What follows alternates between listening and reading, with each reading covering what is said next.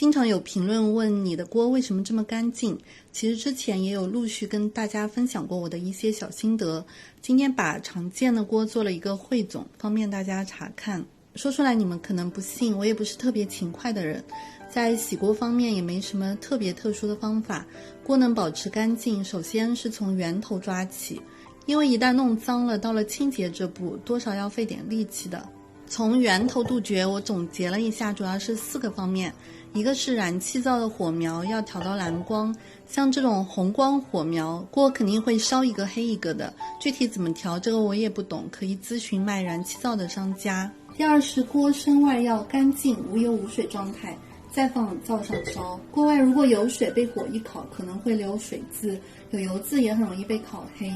所以这里特别要注意的是，炒完一个菜盛出，如果想接着炒下一个菜，记得一定要把这个边缘擦干净再继续。第三是当锅身温度太高又干烧空烧的时候，也会发生烧黑变色的情况。比较常见的是不锈钢锅，我的理解是不锈钢这种材质比较容易受高温氧化变色。比如这个泼油小锅，因为我一开始用的时候不知道它升温很快，加热的太过了，泼完油锅体温度仍然很高，剩下的一点油渍直接被余温烤成褐色了。但是后来我比较注意温度，现在用着就没有变色。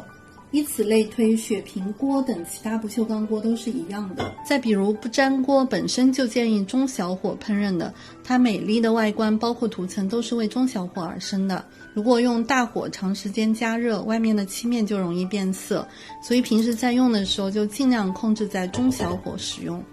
那做到以上几点之后，锅基本上用完都是大体干净的，不需要大力气清洁，但是总有那么几次还是会不小心把锅弄脏。那下面就按不同类型的锅跟大家分享我自己平时常用的方法。第一种是不锈钢锅，我这个雪平锅真的每次用都会有人问为什么这么干净，其实我平时用的时候也没怎么特别注意，使用痕迹还是蛮明显的。手柄也不太好了，老公刚刚帮我换了个新手柄，可能是锅体比较厚的关系，不是很容易烧黑，但有时候也是会烧变色的。一般会用以下几种方式清洁。第一种轻微的局部的，我会用纳米海绵，用水打湿或者加点洗洁精、小苏打粉蹭一蹭就干净了。如果比较严重了，可以试试五节粉加纳米海绵。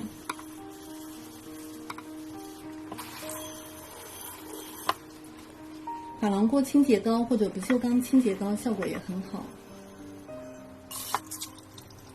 最严重的五节粉加金刚砂一定能洗干净，不过多少还是会留点划痕的。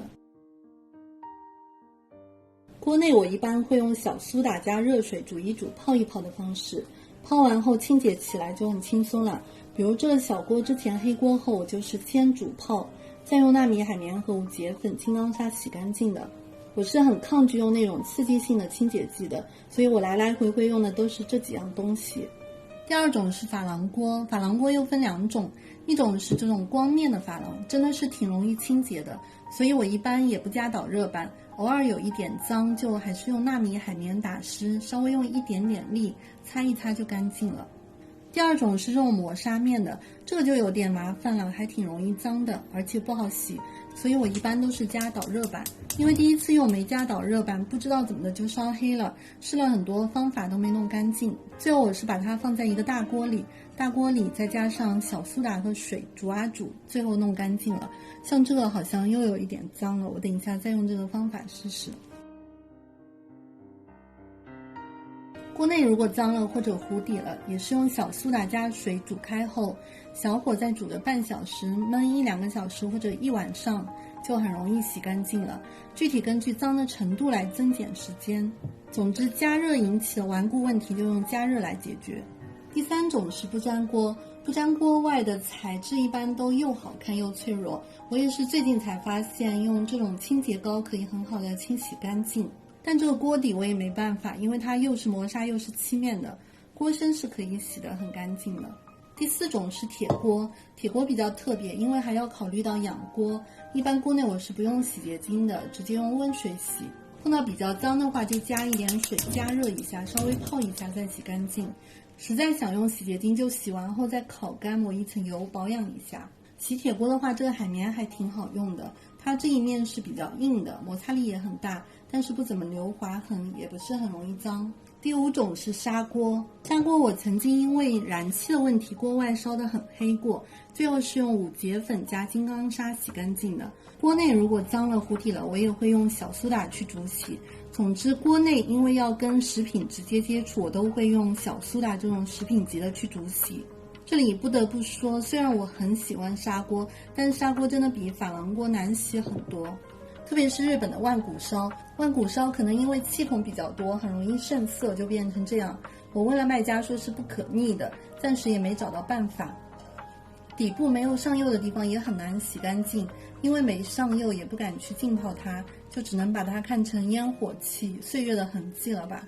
最后我想说，保持锅干净呢，可以提升做饭的幸福感，但我们也要接受一些正常的使用痕迹，没必要去强求用一段时间后还跟新的一样，尽量就好，更不要成为自己的负担。如果懒得洗，没时间洗，那就不洗吧，自己用的开心最重要。好了，如果大家有更好的方法，也可以在评论区留言分享给更多的人。那今天就先这样，拜拜。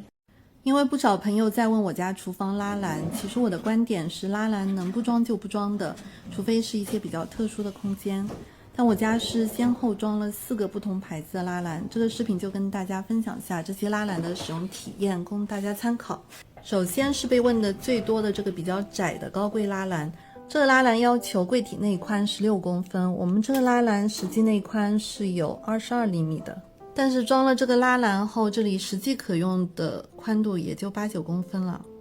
所以这种拉篮的空间利用率其实很低，但是如果不装，这么狭小的空间从里面拿东西都会很不方便，